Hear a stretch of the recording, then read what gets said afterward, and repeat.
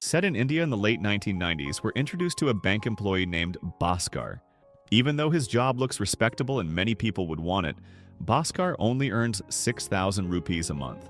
Every day, he rides his old Like, what is 60,000 rupees in like dollars though? Hold on, let me search it up.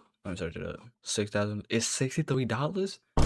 63 fucking dollars. That's how much they fucking make. Yo, I gotta be fucking grateful. $63?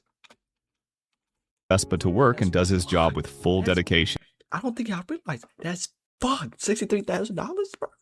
No, $63. So $6,063. So what is $100?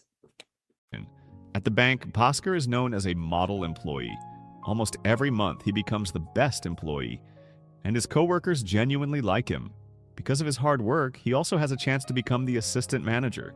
That makes him even more motivated, because he wants a better salary to support his family, and finally buy the car he has always dreamed of. Baskhar also often works outside office hours to help people apply for loans. Many locals are grateful to him because, with his help, they can get the capital they need to start their businesses. Baskhar also earns a little extra from this, especially since he himself is still in debt. As the eldest son, Baskhar is the backbone of his family.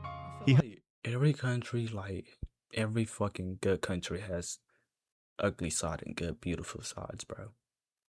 People gotta realize it don't matter if the country's poor, it's still gonna have good places. Good places. Like, that's what people gotta realize. Not every country is like down, run, or like broke, or like not the whole Africa is fucking villages, bro. Not the whole India is like dirty and all that. My point of view. That's what I'm saying. That's my point of view. Alright, bro. Y'all just racist in the chat, bro. I'm not even gonna lie. Helps his younger siblings continue their education, while his aging father is now suffering from a stroke. Even so, Baskhar feels lucky because he has a beautiful wife named Sumati, who stays by his side, and they now have a son together.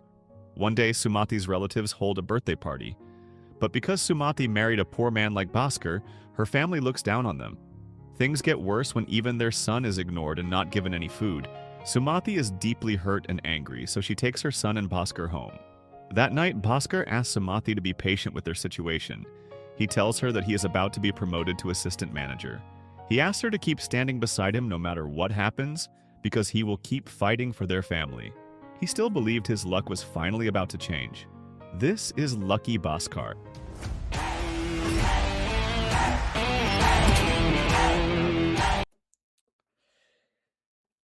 Let's say you was broke and you became rich all of a sudden. If your wife stayed with you for that long and put up with your crap, nigga, you better not cheat because you got money, bro. You better not cheat, bro. I swear to God, the man that do that, bro, that's so fucking like, I feel sick to my stomach every time I see that shit. I'm like, no, gang. She holded you down when you was broke as shit, nigga. She could have married a rich ass nigga, but she stayed with your stupid ass because she loved you, nigga. But now you got some type of money. Now you want to cheat. Now you want to cheat because you got some type of money.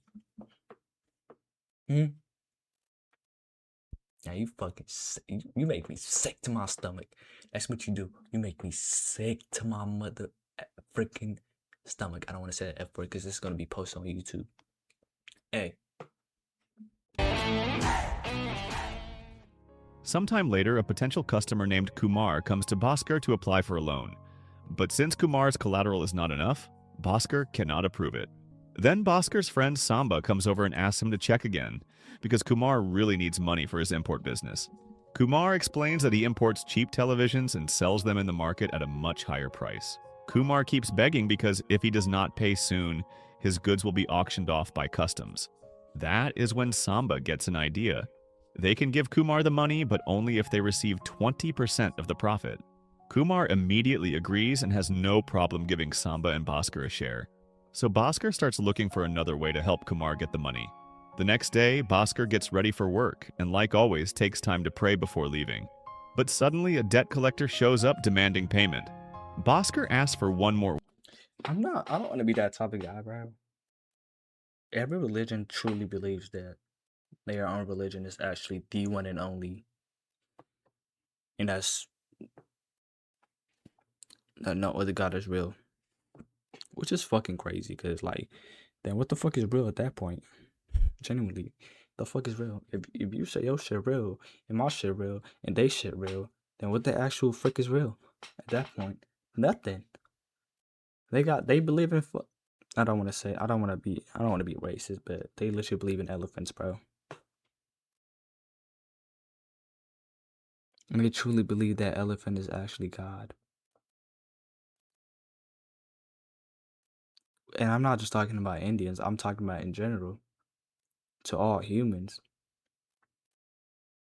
Like, they truly believe that God is real, which is mind-boggling, effing to me. Not even gonna lie to you, bro. Like, Weak, because he still cannot pay the money back yet. The man refuses to listen and grabs Bhaskhar's wallet, only to find that there is not even a single rupee inside. Because of that, the man confiscates Bhaskhar's beloved Vespa.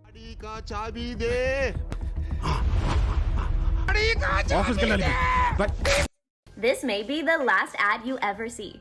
Because with the free ad block extension from Capital One Shopping, you can say goodbye to ads on sites like YouTube. No more Scooter Dubai. Please, bhai.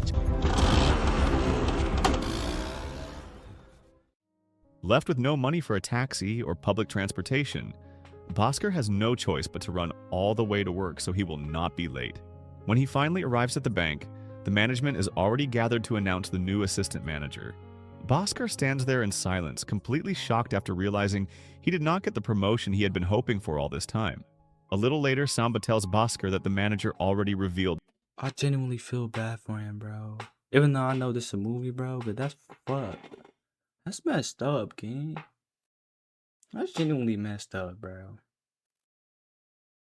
Like, if that ever happened to me, bro, like, I was at the, like, I know I'm still, like, I don't pay my own bills because I'm 17 and I'm still a kid, but if I was, like, at a point when I was, like, 30 and I'm, like, can't pay for nothing, bro, I will feel sad, bro. I'll be heartbroken. That's genuinely just The promotion results. He even shows documents proving that the selection process was filled with nepotism and unfair treatment, because the final choice was heavily influenced by caste. Not long after that, Bhaskar confronts the bank manager Vinod, demanding an explanation for why he was not chosen as assistant manager. Bhaskar is furious and accuses Vinod of judging people based on caste. But Vinod refuses to accept the blame because he actually tried to help Bhaskar get the position. According to him, the final decision came from higher management. Then Vinod brings up Bhaskar's side business, where he helps people qualify for loans even when they normally would not. In the eyes of the bank, that is considered fraud and strictly forbidden. The moment Vinod mentions that, Bhaskar immediately falls silent. Realizing That's why you keep seeing less good people in the world, bro.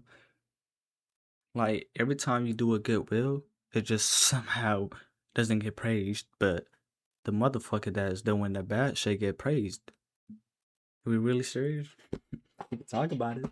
I'm not gonna get politically, but look at some of the presidents. I'm not gonna say who, but look at some of the presidents, bro. Look at some of the bad people. Look at Epstein, bro. He was once praised, but the good people don't get enough credit. Like, what the fuck is wrong with the world? That's what the fuck is wrong with the world, bro. The bad motherfuckers that keep doing shit, the rotten ones keep getting praised. But what about the good ones? They say if you do good deeds, you get rewarded. That's a lie. If you do bad deeds, you get rewarded. If you do a good deed, you get shit on. It's the way of life. he let his emotions take over, he apologizes for accusing him. The whole incident leaves Bhaskar feeling humiliated, especially because other employees witnessed everything. It makes him look desperate for a promotion, even though everyone has always known him as a hardworking and kind employee. Bhaskar tries to calm himself down, but he has no idea how to explain the situation to Sumathi after failing to get promoted. And just before leaving work, he sees Vinod driving the exact car Bhaskar has always dreamed of owning. Once again, Bhaskar apologizes for his outburst earlier, but deep down he is still crushed by disappointment. To make things worse, the car he wanted so badly now belongs to Vinod. Later, Bhaskar invites Samba out for a meal because he wants to discuss something important. While they are eating, Kumar suddenly approaches them and asks if Bhaskar can lend him some money. To Samba's surprise, Baskhar suddenly pulls out a thick stack of cash for Kumar. He makes Kumar promise that both he and Samba will get their share of the profits, and that the money will be returned quickly. Samba is completely shocked and starts wondering where Baskhar managed to get that much money. That is when it is revealed that Baskhar secretly took the money from the bank and falsified the financial reports to cover it up. Baskhar desperately hopes Kumar will keep his promise because the risk he is taking is enormous. After that, Kumar invites Baskhar and Samba to accompany him to customs and collect the imported goods. On the way there, Kumar explains that he imports televisions from Malaysia and Singapore for only about 12,000 rupees each. But in India, those same TVs can be sold for up to 40,000 rupees. Since Kumar imported hundreds of units, the profits would be massive. Kumar also reveals that the reason the prices are so different is because he knows how to manipulate the system and bribe corrupt customs officers. But before they arrive at the port, Baskhar decides to get off near his house. No, you know, when I was a kid, I thought, why don't people just go buy cars, like expensive cars from other countries, which is cheap there? But I realized as I like got older, it's way expensive because the importing, bro. Like shipping that car, it costs a lot. It costs a lot of fucking money. I'm like, why don't people do that? Why don't people do that? You know, if you got 100K, you could basically buy a Lambo. Like, if you got like 50K, you could basically buy a Lambo, but cheaper. You know,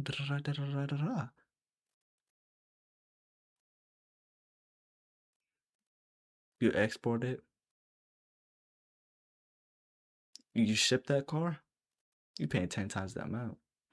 And plus, don't even get me started if your car could it could get damaged, it could get stolen. The risk is not even worth it. So I'm like, oh shit, that's why people don't do it. That's why people don't do it. There's a reason people don't do that. I'm like, okay. Because he does not want to be directly involved at the harbor. Even so, Baskhar chooses to trust Kumar and hopes he will not betray them. Unlike Baskhar, Samba continues with Kumar because he still feels suspicious about the whole operation. Once Baskhar gets home, he tells Sumati that he failed to get the promotion and that his beloved Vespa was confiscated because of his debt. Later that night, Baskhar becomes increasingly anxious. He realizes he may have trusted Kumar too easily. His mind starts racing with fears that Kumar could scam Samba, or worse, that Samba and Kumar might already be working together behind his back. That same night, Samba comes to visit Baskhar. But something about Samba's expression makes Baskhar nervous at first. Then, to his relief, Kumar also arrives, returning the money along with their promised share of the profits. Baskhar is overjoyed. Just as promised, the deal worked perfectly, and without wasting any time, he immediately pays off his debt and gets his Vespa back. As time passes, they continue running the business together, and Baskhar keeps manipulating the bank's financial reports to create more capital. He does everything carefully and calculates every move, because if the money is returned even slightly late, the fraud could be exposed and he could end up in prison. The business keeps growing smoothly, allowing Baskhar to save money and provide a better life for his family. And as he starts feeling like a newly rich man, his lifestyle slowly changes. For the first time in his life, Baskhar even begins partying at nightclubs. Naturally, Sumati starts noticing the changes in her husband's behavior. She wonders if he is depressed after losing the promotion, involved in something illegal, or maybe even seeing another woman. But Baskhar explains I feel like the reason people do all that is they never had the luxury to do that, bro. Now I realize they never really had the luxury to do all the things that rich people do.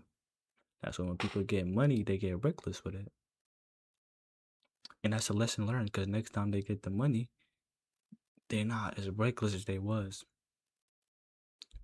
Most people. Because you learn your lesson first. And if you do it a second time, shame on you. You get the point? Yeah, I get the point. Yeah, I understand. that he has entered the import and export business, and thanks to it, their lives are finally getting much better. One day, Baskhar meets with Samba and Kumar to discuss another import deal. Kumar reveals that 3 luxury cars are currently being shipped, worth around 10 lakh rupees, and the profits could be 4 times bigger once they are sold. Baskhar is immediately tempted by the opportunity, but raising that much capital is extremely risky because there is a chance the bank could finally discover what he has been doing. Kumar tells Baskhar to think carefully while they look for another solution, because this deal could make all of them incredibly rich. The next day, Baskhar arrives at the bank carrying a suitcase, determined to embezzle more money because he does not want to miss the opportunity. Just like before, he takes cash from the vault under the excuse of customer transactions, then secretly increases the amount for himself. But this time, the amount of money is far larger than before, so Baskhar has to be even more careful to avoid suspicion. Later, Baskhar privately talks with Samba because the operation has become more difficult due to a senior bank officer named Viraj, who keeps closely watching everything. Still, Baskhar refuses to back down. Together, they come up with a plan to Check this out. I'm going to show you how I afforded this car. Okay, you ready? All right, $118 for car insurance. That's how much I was paying, okay? I picked up the car a few months ago, and watch this, ready? $97 premium, $20 were my fees, $118. Now, I covered up my private information, guys. distract Viraj, and eventually Baskhar succeeds in stealing the money from the bank without getting caught.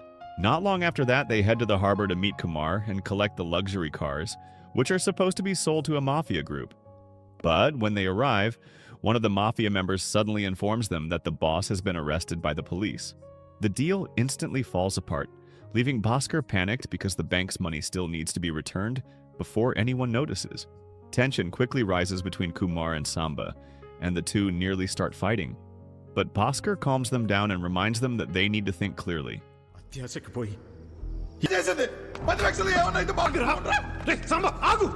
లాభం వచ్చినప్పుడే కాదు టెన్షన్లో ఎవరితో ఏం మాట్లాడుతున్నావురా ఉంచేసావు కదరా Agra I'm sorry, but the way other people speak in different languages, bro, it's just so funny to me. It's so unique too. Like, how do you come up with words like that?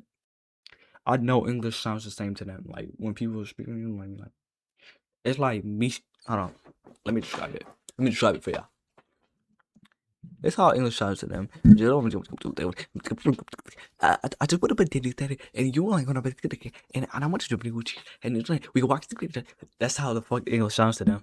And that's how I'm hearing it. Like, I don't understand what word they're saying, but it sounds so fucking funny to me. And that's not being racist. That's not being racist at all. That's actually just being amused. Just like entertainment. And fun. Just like discovering a new land. Sir ఏ ఆపండి sir He then asks Kumar to find another buyer willing to pay the right price for the cars. From there, they travel to another city where a potential buyer is waiting. But since they have to cross a border checkpoint, their vehicle gets inspected by the police. Unfortunately, they run into trouble because Samba is driving without a license. Even so, Baskhar already prepared for situations like this. Using his quick thinking, he tricks the officers into believing they are transporting an important government official. On top of that, he brings along a beautiful woman to distract the police and shift their attention away from the real problem. Surprisingly, the plan actually works. Eventually, they reach the buyer and successfully sell the cars for a huge profit. Baskhar even shares part of the money with the people who helped make the deal possible. The next day, they head to the airport because Kumar is leaving for America. With the fortune he earned, Kumar plans to start a hotel business and begin a completely new life. Back then, that amount of money was enough to change everything. Before leaving, Kumar tells Baskhar to contact him anytime he needs help. Not long after that, Baskhar returns to work. But the moment he arrives, he notices police cars parked outside the bank. Baskhar immediately panics after hearing that an audit team discovered fraud and fake financial reports inside the bank. At that moment, he believes his crimes have finally been exposed, but then everything takes an unexpected turn. The police are actually there to arrest Vinod and the newly appointed assistant manager because they have been running illegal and fake loan schemes while secretly charging customers extra money. Baskhar feels an enormous sense of relief because his own crimes remain hidden while his manager ends up getting arrested instead. As usual, Baskhar takes money from the bank vault under the excuse of customer transactions. This time, he secretly plans to return the money later without anyone noticing. But while carrying the suitcase, one of the senior bank officers suddenly becomes suspicious of him. Baskhar is immediately asked to open the suitcase, and for a moment, he is terrified that everything is over. But when he finally opens it, the suitcase only contains clothes. It turns out Baskhar had already anticipated there would be an inspection, so he secretly hid the money somewhere else beforehand. After work, Samba meets Baskhar and encourages him to continue their import business. But Baskhar wants to stop. After what happened at the bank earlier, he feels like it was a warning sign. Samba, however, still desperately wants. And when the universe gives you a warning, bro, you better take it, gang. You better take it. But I know it can also be hard because, like, you so used to it. It's like the temptation is way too fucking hard to resist. But please try to fucking resist. Please, for the love of God, please just try to resist. Please. Please just do. Please just do. Because when you get caught, bro, there's no saving you, bro. More money. Because of that, he eventually resigns from the bank so he can fully focus on the illegal business. As time passes, Baskhar manages to save a large amount of money. But then his younger brother asks for help paying tuition fees to study abroad. Baskhar understands that earning all this money has come with huge risks. But despite that, he willingly gives his savings to support his brother's education. Sometime later, Baskhar is called to meet with the bank's top management. Instantly, fear takes over because he thinks all of his crimes have finally been discovered. But, to his surprise, the bank chooses Baskhar to become the new assistant manager. After waiting for so long, he finally gets the promotion he always dreamed about. పోస్టులు fill చేయడం జరుగుతుంది. ఖాళీ అయిన regional manager AGM గారిని Bengaluru branch కి transfer.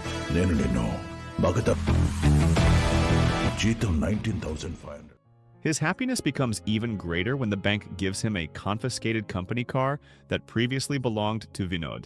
Proudly, Baskhar shows the car to his wife and son, believing that his difficult life is finally over and that he no longer needs to steal money from the bank. 6 months later, Baskhar meets a broker named Suraj, a middleman involved in interbank lending transactions. Suraj attempts to bribe Baskhar so he will give extra time whenever borrowing banks fail to repay their debts on schedule. But Baskhar firmly rejects the offer and insists that the bank must pay according to the agreed deadline. A month later, Suraj returns with payment receipts proving the debt has finally been settled. Baskhar is slightly annoyed because the payment was delayed, and even though the bank still charged interest, the late payment created problems for the bank's financial reports. Before leaving, Suraj asks Baskhar for several account statements, supposedly for reporting purposes. Not long after that, Baskhar checks the account reports and begins noticing something suspicious. Huge amounts of money are being transferred from his bank into personal accounts. But strangely, the money never reaches the banks that supposedly borrowed it. Curious, Baskhar starts investigating the person behind those accounts. Eventually, he discovers that the man's name is Harsha, and he is actually a stock market manipulator. Baskhar quickly realizes what is really happening. The borrowing banks are secretly working together with Harsha, using the money to manipulate stock prices. By buying massive amounts of shares all at once, they can artificially drive the prices higher and make enormous profits. Sometime later, Baskhar meets Suraj again because he now fully understands the illegal scheme they have been running. Instead of exposing them, Baskhar decides he wants in. He demands a 1% commission from every transaction, and he also asks Suraj to tell him which stocks are about to be manipulated so he can invest early. Before long, Baskhar receives his first commission worth 25 lakh. I wish there was some shit like that, bro. Because, like, imagine, like, knowing when somebody's about to manipulate the stocks. I know people do that around the world, but, like, imagine I had a beforehand. Ooh, the amount of money I will bank in will be fucking crazy. Fuck. But that will never happen, would it? Unless I'm rich as fuck.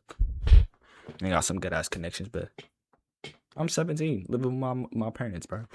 What kind of connections will I get in the fucking big bedroom apartment, bro? What connections am I getting? But since the money is illegal, he now needs a way to clean it.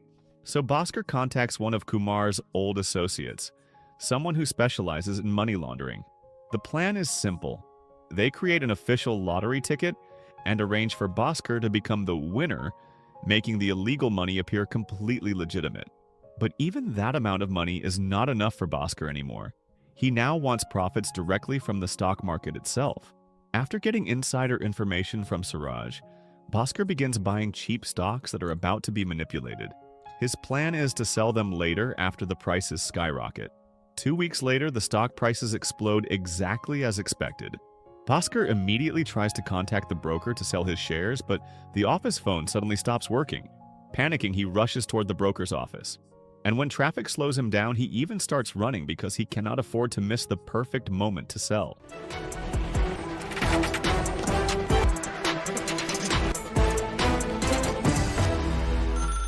Market close అయినప్పుడు మొత్తం అమ్మాయిరా prepare చేయించా sir. మనం ఇంకెంతసేపు అమ్మాయి ticket ఏంటి sir ఆయాసపడుతున్నారు? అమ్మాయి. At this point, Baskhar's life becomes far more luxurious than before. He also starts investing heavily in gold to secure his wealth. He buys everything his wife wants to the point that even shopkeepers are shocked by how much money he spends. On top of that, Baskhar replaces his old vehicle with a luxury car so people will truly believe he has become incredibly rich. Wait, that's luxury to them?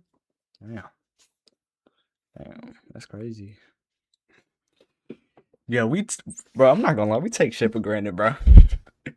we take shit for granted, bro. I'm not gonna lie, fuck. This should make me realize we take like. Sometime later, Baskhar fulfills Sumathi's dream by opening a food shop for her. Sumathi is overjoyed because her dream has finally come true, but secretly, the business is actually being used for money laundering. Baskhar also renovates their house and transforms it into something much more luxurious. However, the instant wealth and lavish lifestyle begin changing Baskhar completely. The once humble and simple man slowly becomes arrogant and prideful, even toward his own wife and child. Baskhar starts believing that money gives him unlimited power and that he can do whatever he wants. One day, Baskhar is visited by an executive from one of the banks that has been borrowing money from his bank for a long time. Baskhar explains that lately the payments have been arriving late, even though the bank used to pay on time without any issues. Because of that, Baskhar has been forced to adjust the financial reports involving a loan worth 90 crore rupees. The executive is immediately shocked because according to him, his bank only borrowed 2 crore.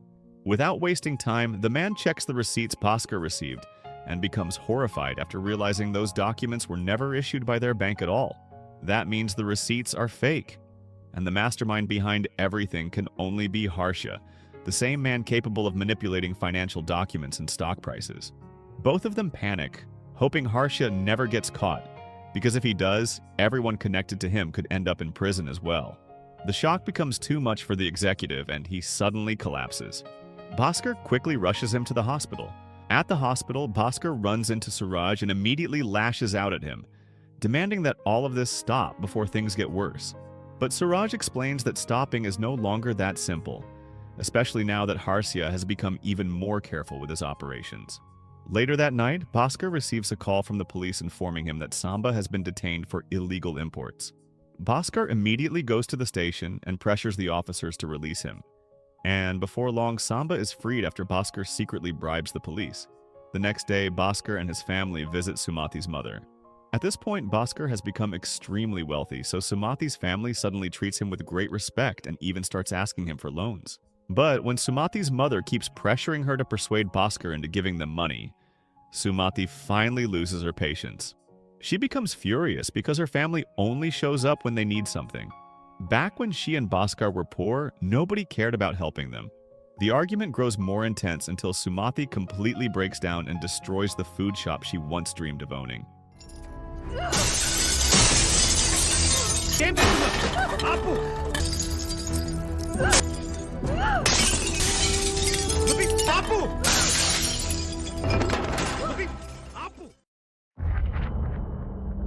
This game, you're not ready for it. I guess we just learned a new word. Oh shit, I forgot damn, I already forgot the word. Fuck. She is also deeply upset because all this wealth has changed Baskhar into someone she barely recognizes anymore.